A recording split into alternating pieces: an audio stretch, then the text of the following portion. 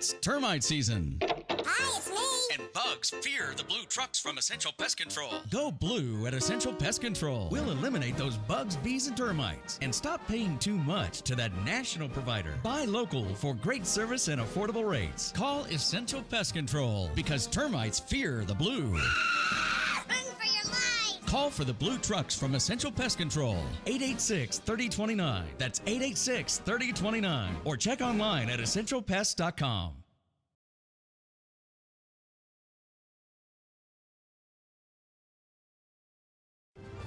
This is Ed Wilkinson with Wilkinson Wealth Management, where we manage money for gun owners.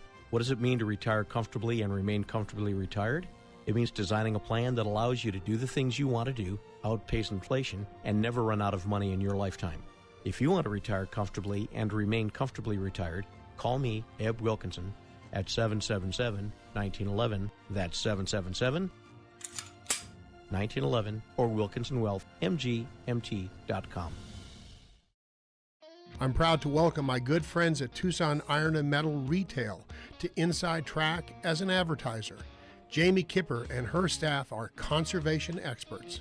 They sell round and square steel tubing, metal plate and roofing materials, as well as new and used steel, aluminum, and stainless steel to ranchers, artists, interior designers, roofers, as well as you do-it-yourselfers out there. Tucson Iron and Metal Retail is open Monday through Fridays, 8 a.m. to 4:30 p.m., and Saturdays, 8 a.m. to noon. Tucson Iron and Steel Retail, 701 East 36th Street. Call 520-209-1576. That's 520-209-1576, or go to TucsonIronRetail.com. Come by and be sure to ask for Jamie. Tucson Iron and Steel Retail. This is what conservation and repurposing is all about. Hey everybody, it's Chris. Hey, it's David Samarano. Hey guys, it's Clint Peak over here. Hi, I'm Blair Lametti Mathias. And I'm Summer Smeaton. Hey, I'm Ron Arenas. And I'm Will Pena. Hey guys, I'm Mike Curry. And I'm Mike Bader. Hi there, I'm Bruce Ash. Hi, Ed Wilkinson here. Hi, this is Bob Elliott. We are Live the Dream Media. Watch and listen to all of our shows Monday through Friday, only on the Live the Dream Media Network. Welcome to Inside Track with Bruce Ash and Ed Wilkinson on the Live the Dream Media Network. Hello, everyone, and a very pleasant good morning to you wherever you may be. Welcome to episode 33 of Inside Track. Bruce Ash is going to be on in just a moment, coming to you from his secure underground bunker in Coronado, California.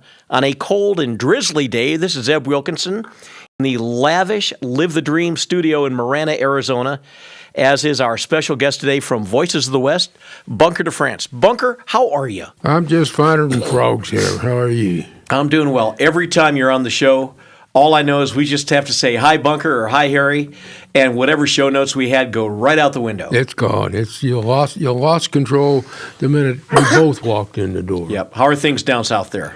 Well, I think it's a wonderful day. You get up this morning, and for the first time, it looked kind of like winter, and it definitely feels like Christmas for a change around here.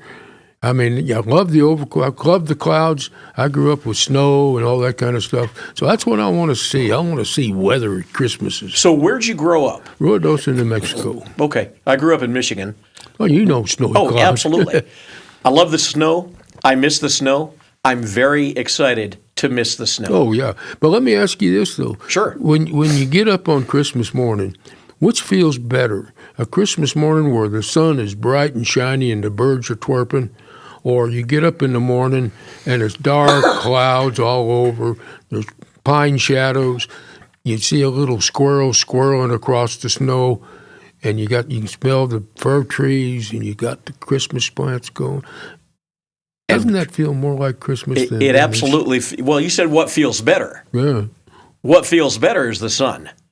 What feels more like Christmas is the snow, the squirrels, the little smoke coming from the fireplace. Oh, yeah. You know, you just every single Christmas growing up, I looked so forward to that experience. Yeah. It was just wonderful. I can remember so many Christmases there in Rio Doce where because Rio Doce you generally get late snows, but it almost always snowed by Christmas Eve. And that'd be so neat. So you'd wake up Christmas Day, and there'd be about 6 inches of snow on the windowsill. It just frosted over. You'd have to rub squeak, squeak, squeak. I remember that. Yeah. I remember that. I remember growing up, Christmas morning would come. My brother and I would, be in our rooms. We'd go running into our parents' room, all excited, and Dad would say, "Okay, wait here. Let me get the fire going."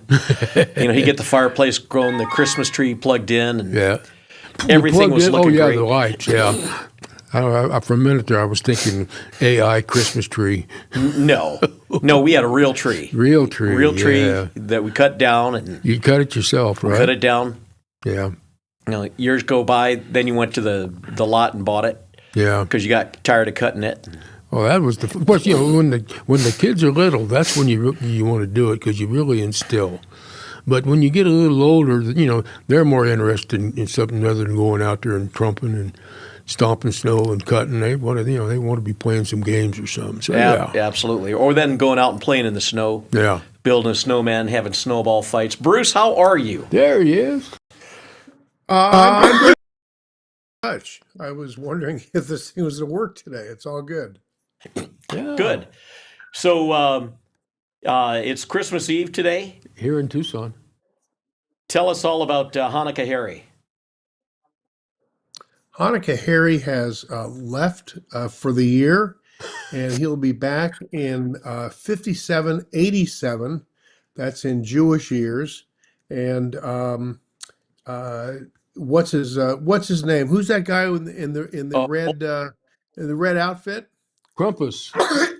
Oh no, that's the wrong guy. Yeah. Yeah, he's the one that brings us gifts. Yeah. Yeah, good old Chris. So Santa Claus is he's just he's getting things together, and he's just about ready to take off with that big honking sleigh.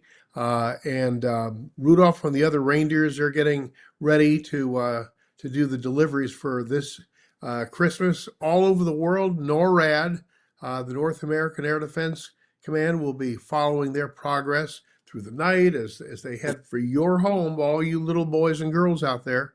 My wife and I will do a movie and order in Chinese tonight. That is a Jewish tradition on Christmas Eve. How about you and Tammy? So we've got a party tonight. Whoever comes shows up.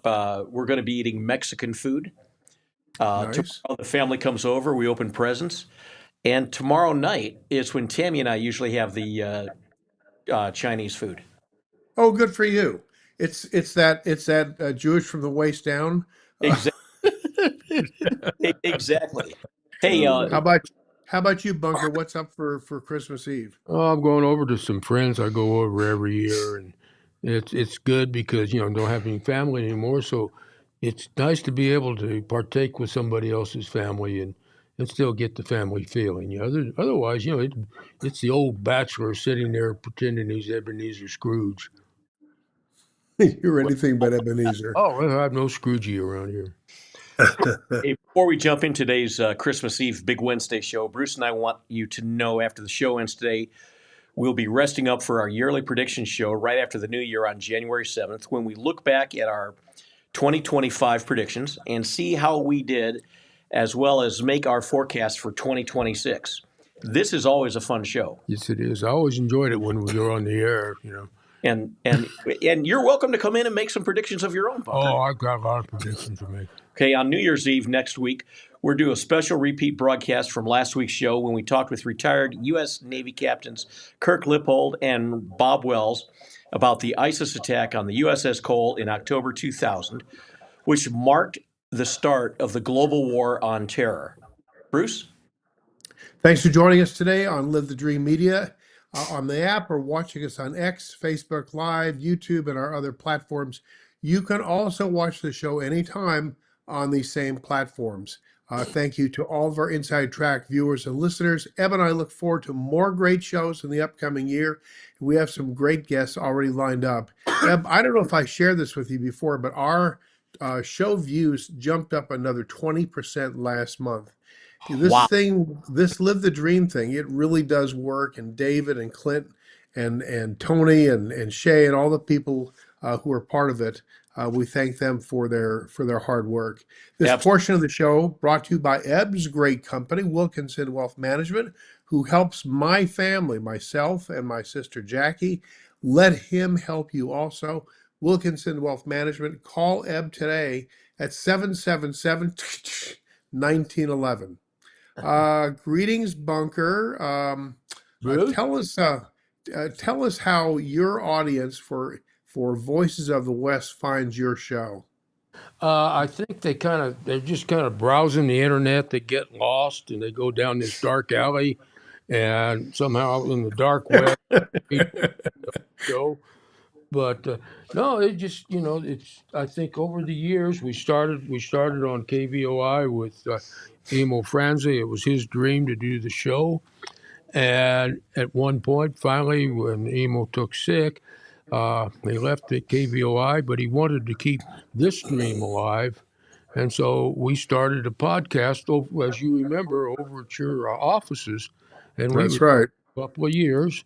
And then we moved into going out to the White Stallion every week. And we've moved now into 3 weeks of the year. Month, man, I'm screwed up. 3 weeks of the month out at Harry's because he has all the equipment. He doesn't have to pack it up and pack it back. But the last Saturday, movie Saturday, we're still out at the White Stallion. And also, we invite if somebody's out and they want to stop by and sit in and listen to the show. And sometimes we'll even stick a mic in your face. So be careful. So you can find Voices of the West at www.voicesofthewest. That's all one word, voicesofthewest.net. Mm-hmm. And your show starts at 4:00 Saturday afternoons, goes to 5:00. The show is available for a repeat broadcast by just hitting a button at voicesofthewest.net. And Eb, you want to find out from Bunker, who's on the show this Saturday? Yes, this Saturday. Who's on your show? Well, Harry and me. Okay. Oh, and you got a special guest. We have a guest. Her name is. Let me find it here. I want to get it right. And I got a frog in my throat. Here we go. Here we go. Meredith Pondell. She's the niece of Dorothy Pondell, who was a silent actress, a dancer. She was very, very popular and worked a lot in the silence, primarily as a stunt dancer. That means that she was doubling the music, the stars of the day when they were doing dance numbers and stuff. And in 1929, I don't remember the particular picture, she was working on this picture, and they had a lady who became a big movie star, but at that time she was a very big Broadway star and musicals, and she was doing her first movie, and it just wasn't working out. She didn't look right. She just, didn't photograph, and they were kind of panicking because they'd spent a lot of money so far, and Dorothy was always kind of an outspoken person, so she just spoke up and said, "Well, it's the makeup." And what do you mean? I said, "Well, the makeup's wrong." And they said, "Well, show us." So what she did, and people don't remember this, but in the silence, the actors came right out of theater. They were still using grease paint. They didn't have Merle Norman and Max Factor and all that stuff. It was just the old, thick, greasy grease paint. And she wiped it all off and used some of her own cosmetics, and she looked beautiful. And Dorothy also is famous. She in the 30s, everybody that remembers the movies will remember the pencil-thin eyebrows that the actress. Absolutely. She was the one that started that, and she started it with that picture, and it almost became a signature through the 30s and 40s. That's so. Bunker, I understand. We talked about this yesterday. She did makeup for stars such as Judy Garland, Marlene Dietrich, Mae West. There's a few stories there. Carol Lombard, Clark Gable, her husband, Gary Cooper, Joan Blondell, Marie Chevalier, Paulette Goddard, and the famous Barbara Stanwyck. Boy, she just sounds like she's going to be a fabulous character to talk about on the show. One of the interesting things in the book, let me tell you the name of the book, because you want to run out there and grab it if you can. It's called About Face, The Life and Times of Dottie Plundell, Makeup Artist to the Stars, and it's by her niece, Meredith. And as it started, the book starts with Meredith as a little girl, 5 years old, dragging this big, heavy box down the hallway and calling to her aunt, Dottie, Dottie. And she says, come in, come in. She comes in. And at this time, Dorothy was bedridden. But she brings the box in and opens it up. And it's full of movie stills of all of these old stars that she had worked with. And she was a 5-year-old girl. She doesn't know, they don't know them from Froggy the Gremlin. But she's just mesmerized by the beauty of these women, and she's asking questions and asking questions. Finally, at some point, Dorothy tells her, put the pictures away, get up here in the bed with me, and I'm going to tell you. And she started the story with, I arrived on the Santa Fe. And she told her the stories, which became the book over a period of 20 years. But she always started it with, I arrived on the Santa Fe. Wow. Yeah, isn't that great? That is great. So Bruce and I set to show up a couple of weeks ago because there are some great Western stories, which include Christmas. But before we get to that, what can you tell our viewers about how Christmas was celebrated in the Old West on the frontier? Well, that would depend on. That's interesting because that's actually a very deep subject, because you've got the different cultures, you've got the different traditions. Now, on a ranch, that would have been a lot different. Primarily, it would have been followed the lead of the rancher, and most of these people were either Irish, German, so they would have brought some of the old country traditions. The cowboys, they might go out if they were in a line camp. They might go out and cut down a sapling or something because they're sentimental. Cowboys are sentimental. They don't like people to know it, but they are. And they might hang a spur on it for decoration or something. But it was pretty simple. And in fact, most of the time, Christmas Day was a work day anyway.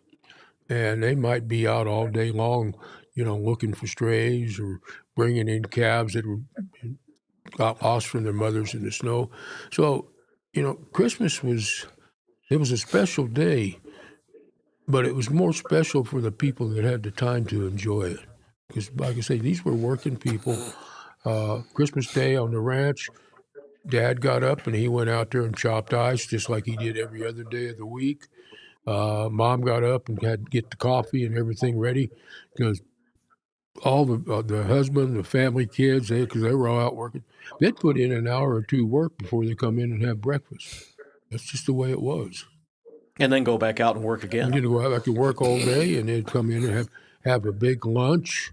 And then in the evening, evening didn't necessarily end when the sun went down because there might be things to do.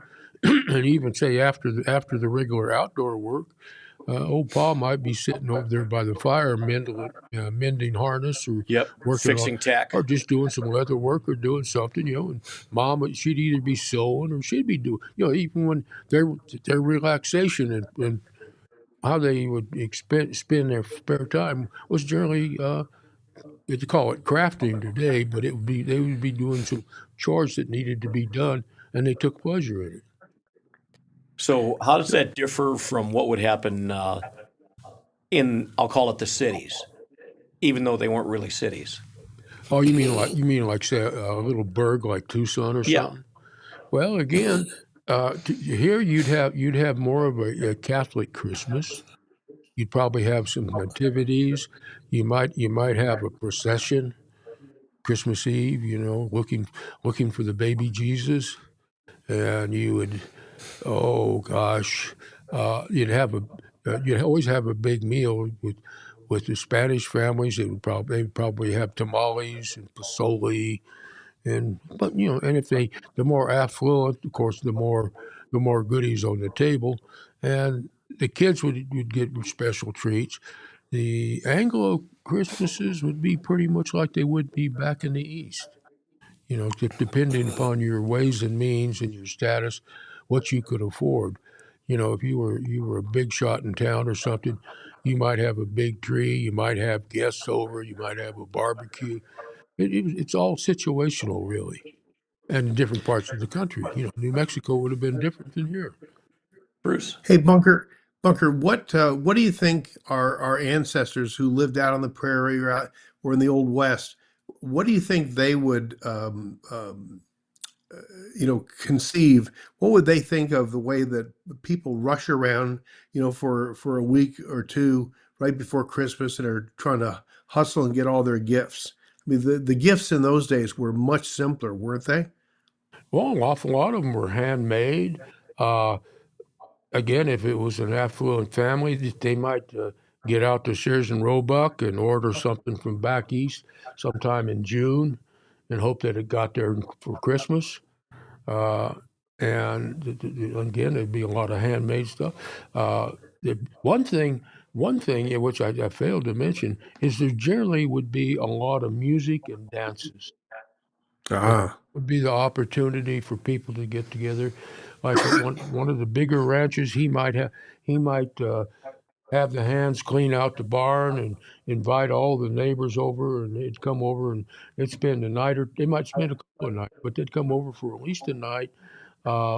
They'd get there early in the day or whenever, set up, and then they'd be drinking. The men would have a few, not a lot, just enough, and the ladies would be telling them not to have that much to drink, and of course I'm not, but it would be that way, and then the music would start, and most of the time in those days the music went until dawn, and finally when one of the fiddlers passed out, that's really when they'd stop. From drinking or being tired? Grandpa's cough medicine. Yeah. Yeah. So, Bunker, let's talk about Westerns and Christmas. Oh, I love Westerns and Christmas. And I'll tell you, I got to start with one because, and this is so funny. It's kind of big on Christie's show. Years ago, they were doing one of the movie Fridays, and they were doing Christmas movies. And I used to call in, and I'd give them a hard time. And I gave them a Christmas movie. They'd never heard of it. And I said, well, you guys need to look this guy up. And the movie was called Stubby Pringle's Christmas. It was a TV movie done in 1978 with Beau Bridges. And they became fans. And every Christmas when I could still call in, when they were still on the radio, first thing they'd say is, we know Stubby Pringle. Nice. Yeah. Because what it is it's just a pure, simple, clean cowboy story. Stubby Pringle is in a line camp. There's a bunch of other cowboys. It's kind of a winter line camp. And last year... So what is a line camp? That is, it can be anything from a little shack where one guy's out there all winter taking care of a section of the ranch to kind of like a bunkhouse where there's a bunch of hands and they're doing a bunch of different things. And it's kind of a crew camp. And they just, and it's just your base. You work out of there. You go off to different sections because, you're dealing, in this case back then, with hundreds or thousands of acres. And one man can only cover so much, and you can only cover so much in a day. So what they would do is they'd put these different camps out so that, like if this table was the range, you'd have a camp here and a camp there and a camp there, so that they could cover it all. Because the guy at this end, it would take him a day and a half maybe to get to the other end. So he wouldn't get any work done. He'd just be traveling. So that's they were a very necessary part of it. They were very well provided. They would start in the early summer, late summer actually. They'd come in with the wagon loads of provisions, coffee, dried, flour, bacon, stuff that would last. And then the cowboys through the year would supplement with some game if they were lucky enough, or if, say, a cow broke a leg or something, they had to put it down. They'd have beef, You didn't just go out and kill a beef and have some so you'd eat because that's your profit. That's your boss's profit, exactly. And so the line camps they were very necessary. Anyhow, Stubby the year before in town at the dance at the schoolhouse, there was a new beautiful schoolmarm, and he just was so smitten with her. And Cowboy bashful, he never asked her to dance, but all year he just thought about her, and he decided this year he was going to ask her to dance. But he wanted to make sure she had a great. So he spent a lot of time making her presents and stuff, doing leather stuff. Sure. And he had all of these little bag full of gifts. So anyhow, they finished the work, and some of the guys are taking off to town because the boss letting them. And he's heading off and as he travels, it's kind of like a three wise man. He comes up on this one family. The woman is out there chopping wood, and she's frail, and she's not very good at it. The husband is in the house sick. So he stops, taking his time, because he's only got so much time to get there before dark, and helps that woman chop wood. And he moves on, he runs into a family, he gives some presents to, and by the time he gets to the dance is over. But he's sitting up there on the ridge overlooking it all, and he's just sitting there and so contented with himself because he had the best Christmas ever. Wow. It's a great story. Yeah. And there's no shooting, there's no chases. There's a couple of great guest stars in there. I won't give them away. But it's just it's what I call a keeper. We'll find that and watch it. Yeah, you'll love it. What else do you have? Well, this is one I told Bruce about. This one. This one's a hoot. This is a Roy Rogers Christmas movie. It's called Trail and Robin Hood. It was done by Republic in 1950. And it was directed by Wild Bill Whitney. He was famous when they were doing chase scenes. He'd be off camera there hollering at the guys, knock on it, knock on it, knock on it. He wanted to go faster, And he was good, fast. He got a lot done. The movie starred Roy and this horse named Trigger. He was the co-star. And then this is what's neat. The storyline is that this old retired actor, who in this case is Jack Holt, has a Christmas tree farm. And there's an unscrupulous, actually it's not, there's a competitor who's selling Christmas trees, but he has an unscrupulous foreman who's trying to corner the Christmas tree market because he's skimming off of the owner. So he's out to wreck Jack's farm, and he's like a Christmas tree wrangler, rustler. Well, Roy he knows he's going to need help against this band of bad guys. He gets all the Republic cowboy stars to come in and help him. Now this is Roy's gang: Alan Rocky Lane, Monty Hale, William Farnham, Tom Tyler, Ray Crash Corrigan, Kermit Maynard, Tom King, and of course the girl Penny Edwards. She was a hottie. Gordon Jones, Jack Holt I mentioned, Foy Willing and the Riders of the Purple Sage, Emery Parnell, Clifton Young, Carol Nugent. And this is the neat thing. He's got them all in there. Oh, yeah. This is the neat thing. George Cheesebro, he was a bad guy, down and down and out. It was the one movie they let him play a good guy, and he was one of the good guys. It was like just kind of and they shot it out at the Iverson's Ranch up at Big Bear and Cedar Lake. And there's a great Western song in there. Every day is Christmas in the West, sung by Roy and accompaniment. But it's just here's some of the other songs. Get a Christmas Tree for Johnny, sung by Roy, the Williams and the Riders. Every day is Christmas in the West. And, it's just again, these are the kind of movies that I can watch over and over, even out of season. Hey Bunker, I actually have a 4-sheet theater poster of Duel in the West. It was a serial done in the late 30s with George Cheesebro, and he was badass. Oh yeah, and he was one of those guys that you didn't have to put a black hat on him because sometimes he'd be a bad guy in town. But the minute you saw him, first thing you do is you grab your wallet and then you put your hand on your gun.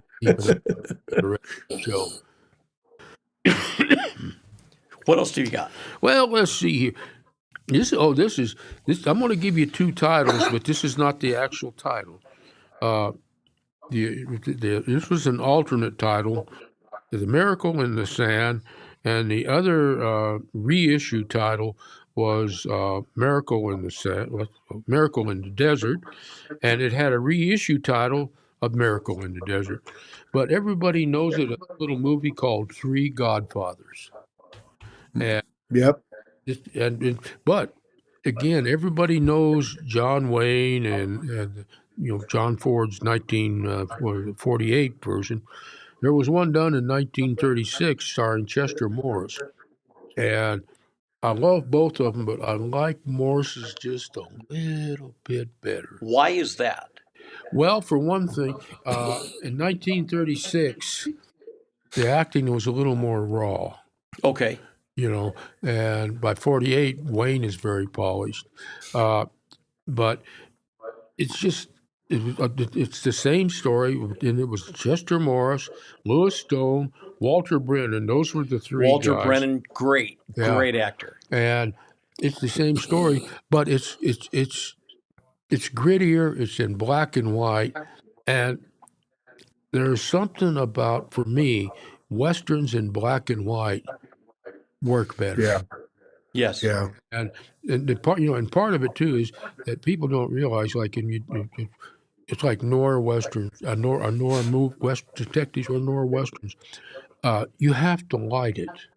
That means you create shadows. And with the shadows, you can direct people where to look and what to see, like a theater director might do. With color, you have to light everything. So you do have the the shadows and stuff, and there are some great color Nora westerns, but black and white, it engages a different part of your imagination. Alfred Hitchcock was an expert Yes. at that. And he used that to create fear. Oh, yeah. So you never saw the blood, you never saw the actual violence. Psycho. But you saw everything up to that. So I pulled up that Louis Stone. Yeah. Born in 1879. Yeah. That's incredible. Lived all the way to 1953. Yeah, and he worked all the way through. Just about. I think he worked pretty close to the end. A lot of those guys had staying power because, again, it's when you grow up under those type of conditions in that period, you had to be a hell of a lot more hardy. You were exposed to a lot more germs and stuff. People weren't running around wearing masks and getting shots every time somebody sneezed. And people died back then. People die now in spite of all the mask shots. So, and I'm going to say because of the shots. Because of the shots, I think in some cases, yeah. Bunker, spend just a little bit of time talking about Chester Morris, because that's a great actor. This guy was phenomenal. He's more famous for doing the tough guy, detective, cop things, and this guy, he is definitely the definition of hard-boiled, like was so popular with Mickey Spillane and Mike Shane and all of those Raymond Chandler characters, and he excelled at playing those kind of guys. He wasn't the kind of hero that would come in and sit down and talk the confession out of you. He'd knock you down and slap you around until you confess. That's my kind of guy. They actually named a school after him. They did. They did. Well, tell us. What the Chester Morris School? Yeah, he also played in the Boston Blackie series.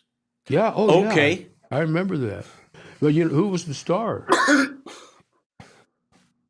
Pardon me? Who was the star in Boston Blackie?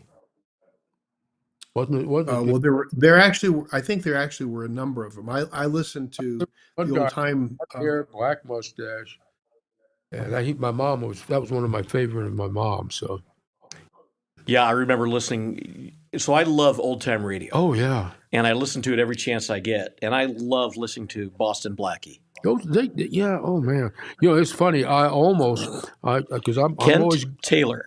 Yeah, Kent Taylor, that's who I was thinking of.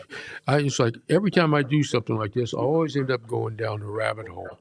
And I almost went down on this one. I'm gonna get some old cowboy radio shows, because there are a bunch of them out there. We forget, Gene Autry every year, Melody Ranch did a big Christmas show, and Jimmy Stewart did one on what was the name of that show of his? He played Brett something. Anyhow, there was a lot of good, good back then. They celebrated holidays on radio because it was so right on the moment, as opposed to television where you scheduled out 3 and 6 months in advance and you have to shoot that far ahead. And there's something about live radio. Oh yeah, that you just can't beat. And just think about it. The Tom Mix show with Tony. Yes. Tony never showed up on the set. It was some sound guy. Yeah. So Chester Morris, I looked on my phone. He was a very, very handsome guy. Oh, he was. I'll tell you, if you haven't watched Three Godfathers, I mean, he really looked the part. I mean, and again, that's just one of the things. You go back and you look at those 30s westerns, and even when they put a kind of a duty outfit on one of the actors, unless it was like a Tom Mix, which was really, over the top in a sense, they looked like working cowboys because most of them were, and they were wearing their own clothes. They were wearing their own hats. And nowadays, you go out and you watch it. I can remember going out on a picture one time, and I went into wardrobe, and they're fitting me for it, and they're giving me a hat. They open up this box that's about 4 by 4 by 4, and it's just full of hats, and it's like they filled it up with hats and then jumped up and down on it so they could get more. And he just throws his hat at me, says, "There you go, if it fits." And it fit, but it looked like it had been in a buffalo stampede. Of course, I'm being an old dumb country boy. I went out, punched the crown out, filled it up with hot coffee, let it drain through. It rounded out the crown where it looked like a brand new crown, and I just kept pouring hot coffee on the brim till I got it limber enough to shape it. He came by later and he goes, "I didn't give you that hat. Where'd you get that hat?" And I said, "Well, it's the same hat. I just worked with it a little bit." He says, "Looks good." Nice. That's great trivia to know, Bunker, how you break in a hat for the movies. We got about 3 minutes until we have to take a break. What's the next movie you'd like to talk about? Well, let's talk just I think I'll skip John Ford's Three Godfathers. We're all pretty familiar with that. This is one that I really like. This is a TV movie called Christmas Comes to Willow Creek, and it's contemporary.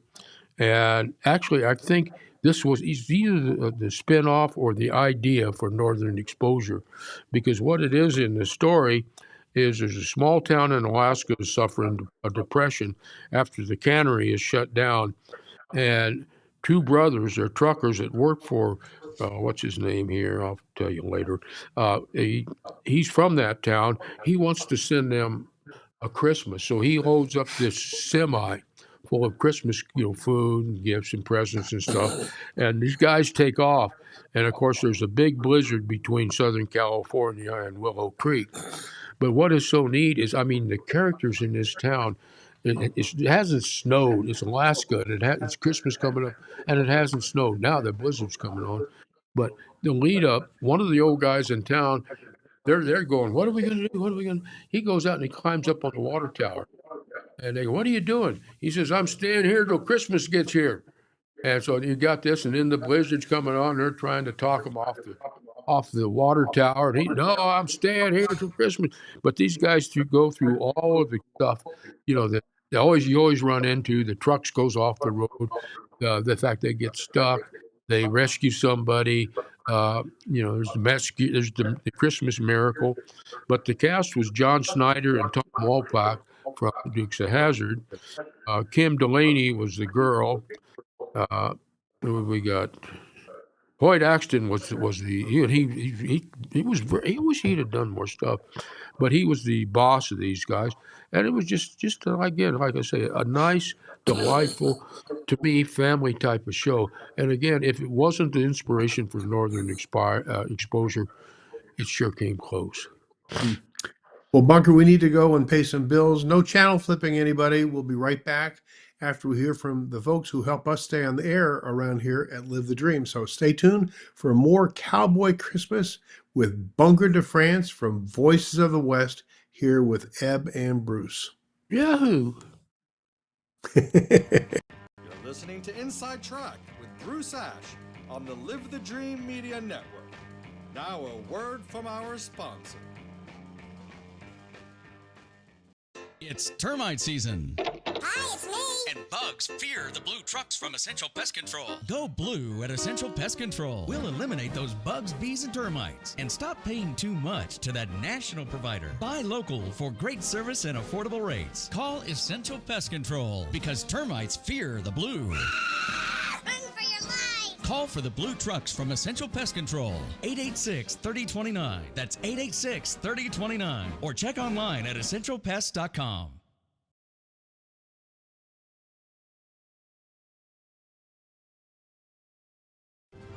This is Eb Wilkinson with Wilkinson Wealth Management, where we manage money for gun owners. What does it mean to retire comfortably and remain comfortably retired? It means designing a plan that allows you to do the things you want to do, outpace inflation, and never run out of money in your lifetime.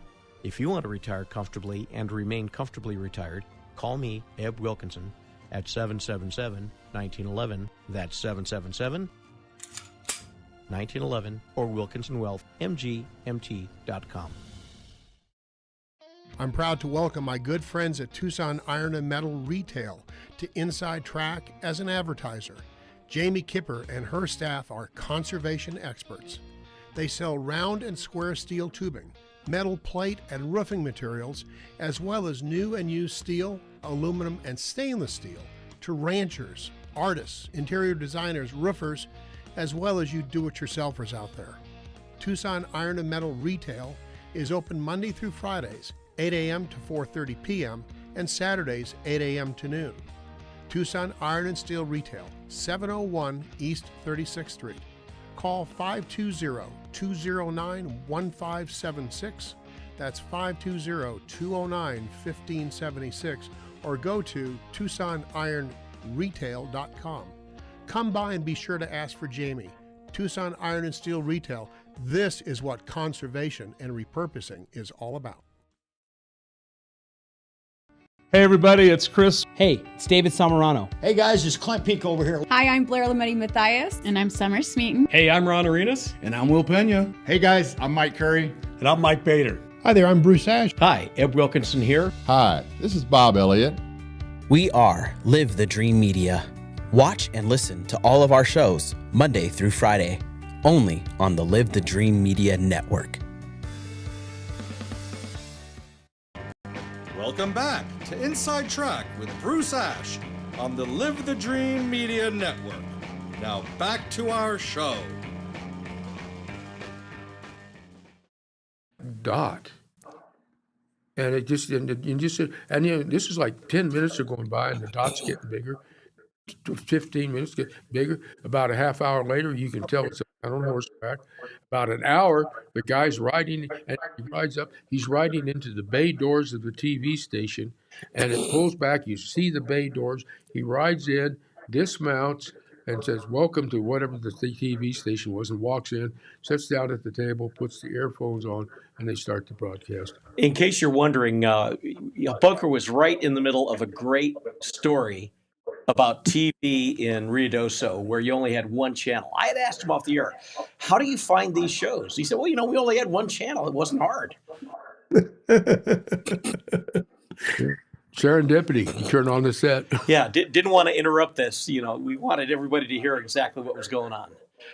Yeah, the dirty dirt. Hey, welcome back to Inside Track with our special guest, Bunker Defrance. Listen to Voices of the West on radio show this Saturday from 4 to 5 p.m. Special guest this week will be author Meredith Pondell, talking about the book About Face, The Life and Times of Dottie Pondell, makeup artist to the stars. Listen live at www.voicesofthewest.net, 4 to 5 every Saturday. And for the people out there that are lazy like me, you can probably just Google Voices of the West. That'll put us on our site. You just scroll around there and you'll find the thing and put you right onto the show. Perfect. And we're also on Spotify, Red Dot, Amazon. We're all, I'm surprised. You're all over the place. Yeah, we're like a bad rash. You probably have 12 more listeners than we do. We're up to 22 now. 22? 22. Well, it depends. It depends on whether my cousin has a hangover, or not, whether we have any listeners. The second half of the show today is brought to you by our good friend Eric Rudin from Essential Pest Control. Call Essential to keep your home or business free from all sorts of bugs, vermin, and weeds at 886-3029. Bruce just hired to do weed control at 2 of his properties. He is super pleased with the professionalism of his team. We just hired him once again at the church to do that. We're doing the entire church. Apparently, termites like more than one area. Call Essential Pest at 886-3029. Inside Track, also brought to you by my company, Wilkinson Wealth Management, Tucson Iron and Metal Retail, and Bruce's company, Paul Ash Commercial Real Estate, where they make great things happen every day. And more with Bunker. More with Bunker. Great people. Okay, well, this is one, and this is a disappointment to me because this is a movie, it's really an outstanding Christmas movie. It has 2 different titles. I know it as Christmas Miracle at Sage Creek, but it plays surely on TV as Miracle at Sage Creek with David Carradine. And I have a bunch of cards on the Western movie, Christmases, and I couldn't find them, so I was scrambling. But it's kind of a Scrooge thing. The storyline is that Carradine had lost his wife to the Comanche, and he hates Indians. But he has this young son that he just loves. It's Christmas. The son is sick. He's possibly dying, and his neighbor comes over and says, "Look, my wife can help you. She knows because he's married to an Indian woman, and she can help you. And she's this medicine man that, and he's no. I have no stinking Indian help that because he's a bigot. He's not a bigot because back then we really didn't know about this stuff. But he's a man that's full of anger and hate. I think that's a better way of saying it. And he just won't let it happen. But he sees the love and the family of his neighbor, and he sees that she is a good woman even if she's Indian. And finally he relents. And I'm trying to remember because I don't have my note on that, but I think it was Wes Studi was the Indian. He comes in and he treats the boy and saves him, and so he saves Christmas, so to speak. And it's one of those movies. The name of that again? Miracle at Sage Creek. Okay. And here's another one, and I couldn't. This is the one that really ticked me off because it would have been up on the top of my list, but it was a Miracle in the Wilderness with Chris Christopherson. Okay. And this one again, it's the Christmas Miracle story. It's the story of how Christmas came about. As we see it, what happens is that Christopherson he'd been a scout for the Army for years in the Indian Wars. He's no longer doing it. He's married. He has a newborn babe. The Army comes by. They want him to go out there after this band. I think it's Kiowa that have jumped the reservation, and he says, "No, I'm not doing that anymore." So they ride off. Later in the day, this band of Kiowa come in and jump the place. They take him, his wife, and the baby, and they take off to the mountains because they're trying to escape to the north.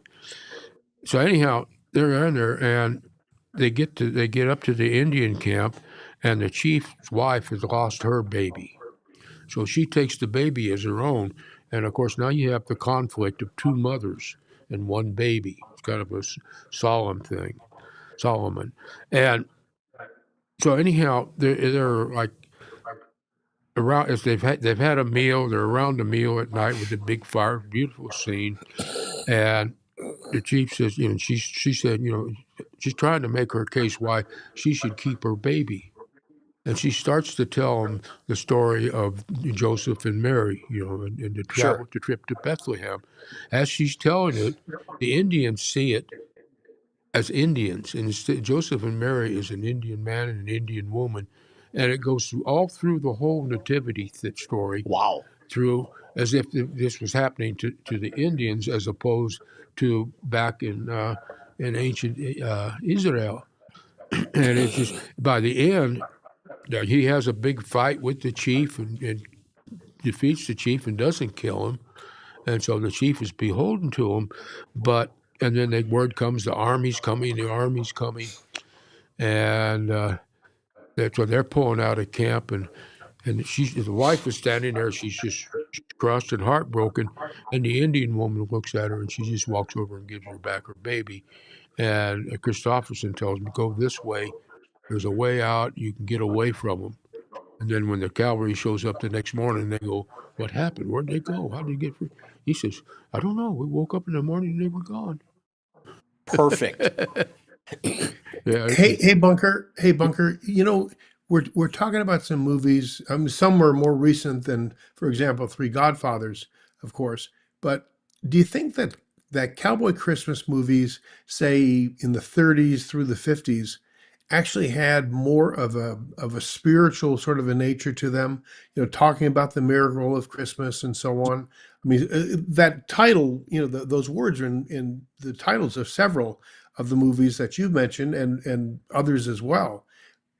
Am I wrong? I mean, were those movies of that time just more spiritual and really about the essence of Christmas than, let's say, they are today?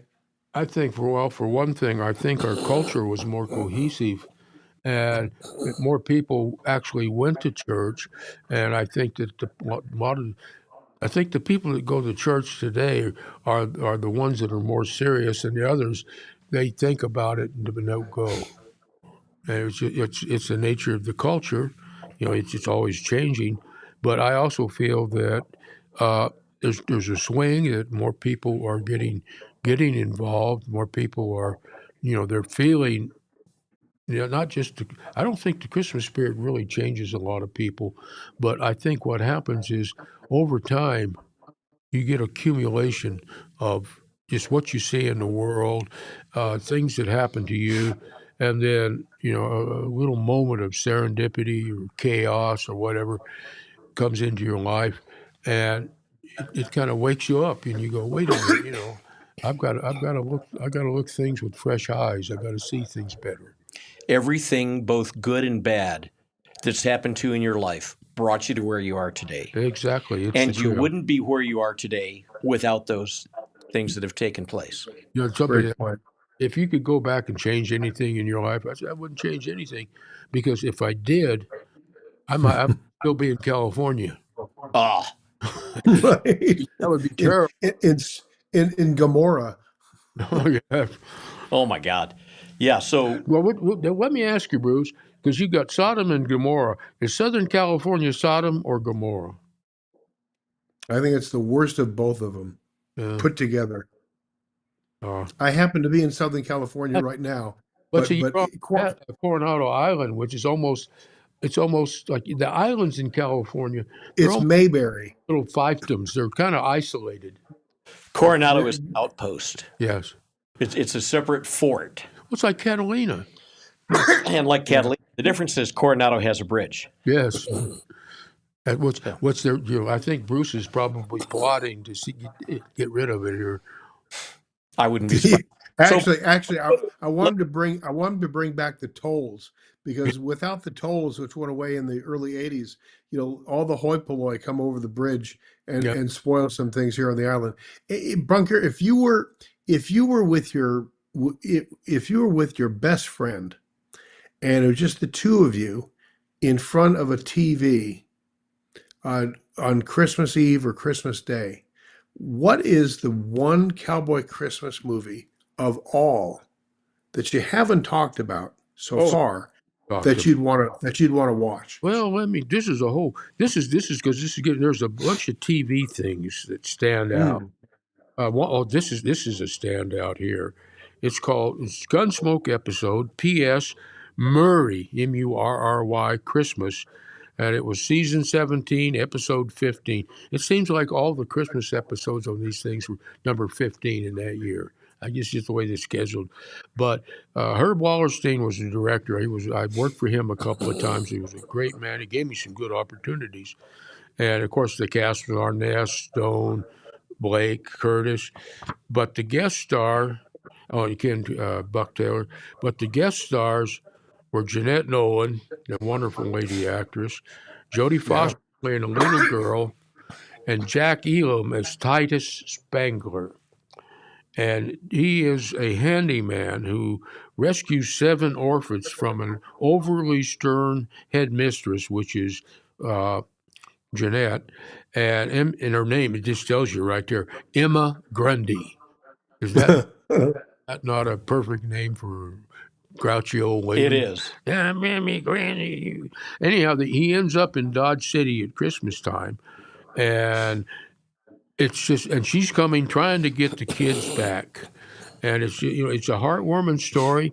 At the end, she melts, and she's kind of like eyeballing Jack Elam, and Jack Elam's kind of eyeballing her. And speaking of which, would you like to see a Jack Elam impersonation? I would. Okay, this is ready. This is for the viewers out there. Now, wait a minute. Oh my God! Perfect. Absolutely. Look right in the camera there. Oh, okay. There you go. Okay. I like that. Bunker. Is there any? But I'm having fun. Huh? Bunker, is there any person, any character actor who did westerns any better than Jack Elam? I mean, he the look and his mannerisms, his way of speaking. I mean, he's a character, just a great character. Oh yeah.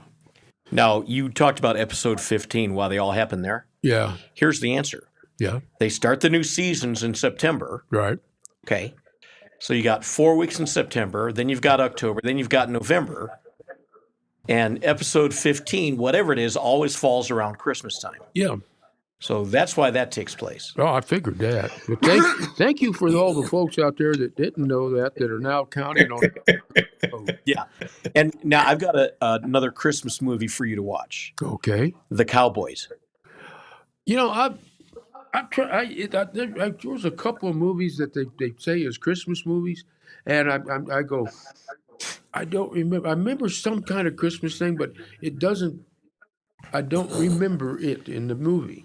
So set during the Christmas season. The film follows. I'm reading this. I'm not making this up. The film follows a rancher who hires schoolboys to drive his cattle to market, teaching them on the way, the ways of the West, and the value of Christmas spirit. Oh, that's an external addition to it. That didn't, there wasn't any point in the movie where John said, "Now listen up, you kids. So I want you to have a good Christmas spirit have a Merry on this Christmas trail drive." Yeah. I'll tell you the number one Christmas movie on Christmas Western films, a unique holiday watch list. Hallmark Hall of Fame. You're going to laugh. The Man Who Shot Liberty Valance, number 1. Oh, what a great movie. Number 2, The Cowboys. Number 3, The Outlaw Josie Wales. No. So they're saying The Outlaw Josie Wales, the film themes of redemption, community, and forging new bonds during tough times, echoing the holiday spirit. Number 4, this is just for you, for your entertainment. Okay, this is not entertaining. The Long Riders. Oh, that's one of my guilty pleasures when I'm looking these things up. I look up the extraneous critics, their comments, and some of these people, it's like, get your head back into the sunlight. Yeah. The Great Train Robbery, 1903. No. Yeah, they say it's a silent movie, includes a scene where the robbers celebrate Christmas, making it an interesting inclusion in this list. I've seen that movie dozens of times, and I don't remember any jingle bells in that movie. Hey guys, you know this discussion right now is the one that Christy Simone and Mark Van Buren have every year around this time of this season, and one of them I won't say who does this, but one of them says that the movie Die Hard is a Christmas movie, and the other one says no, it's a terrorist movie. And the guy who says that it's a terrorist movie is the guy who says, "Hey, they killed 21 people during this movie. How could it possibly be a Christmas movie? You can't kill 21 people in a movie around Christmas and call it a Christmas movie." The most of the ones that are on that list, you didn't make up the list, but most of the people on that list, I mean, Christmas just happens to be coincidental, don't you think, Bunker?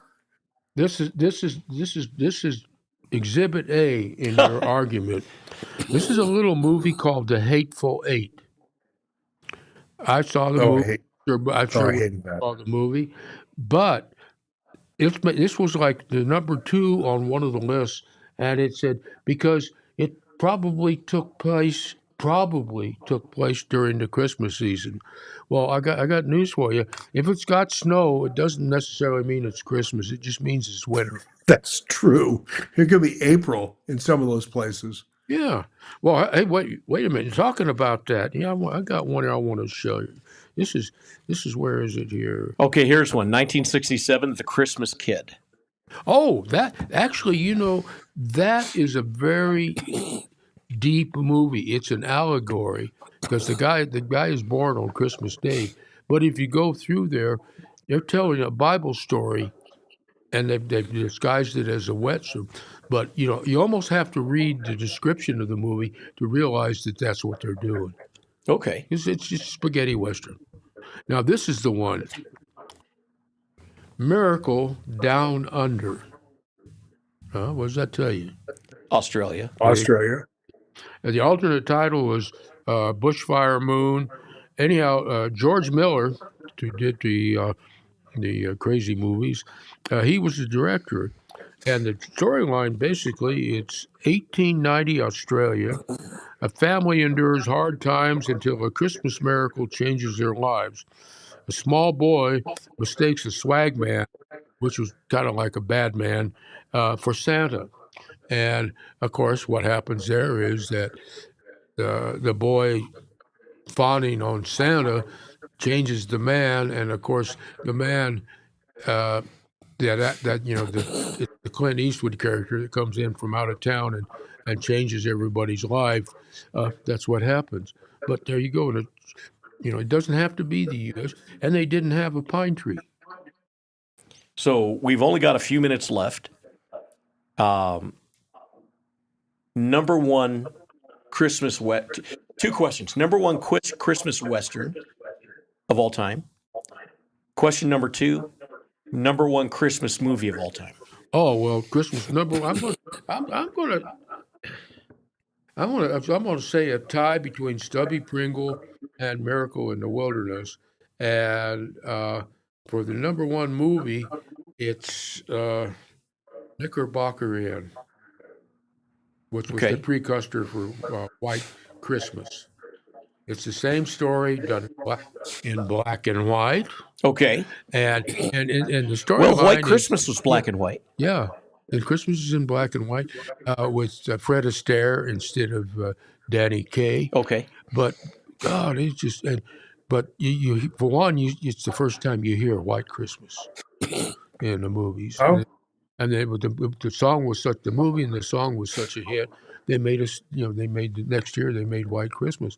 The other one though is a Christmas movie, which is so neat. It's called The Lemon Drop Kid with Bob Hope. And that's the movie that introduced Silver Bells. Bob Hope singing Silver Bells. That I did not know. And then another good contemporary one, which I really, really like, and they never play, is Christmas in Connecticut with Barbara Stanwyck. Yeah. Okay. Yeah. That's a great one. Hey, Bunker, for sure, Janie and I We're going to look on Prime or Paramount to see if we can find the Three Godfathers, the original version, and watch that tonight. 1936. 1936. That sounds like fun. Eb, got to close up today. Yeah, before we close up shop today, Bunker, thanks so much for joining us today. All of our Inside Track podcasts are available on Live the Dream Media's Facebook page, live, YouTube, Apple, X. And we're going to be back here next Wednesday for a rewind of last week's show with Captain Kirk Lippold and our old friend Captain Bob Wells on lessons learned from the ISIS attack on the USS Cole. Bruce, I got to tell you, that was interesting. Great show. I learned so much from that. I knew a lot, but I learned so much from that. Bruce and I will return January 7th, 2026, with our yearly predictions and prognostications show. And Bunker, you're welcome to come on back. I will make it. Okay. I will make it. I got prostitutions up to prostitutions. Merry Christmas. Very Happy New Year from Bruce, Bunker, and I, and everyone here at Live the Dream Media. Let's all pray for peace, for liberty, for strength in this upcoming new year. Until next week, this is Eb Wilkinson. Bunker Defrance. And Bruce Ash. We hope you'll tune in again in 167 hours. Merry Cowboy.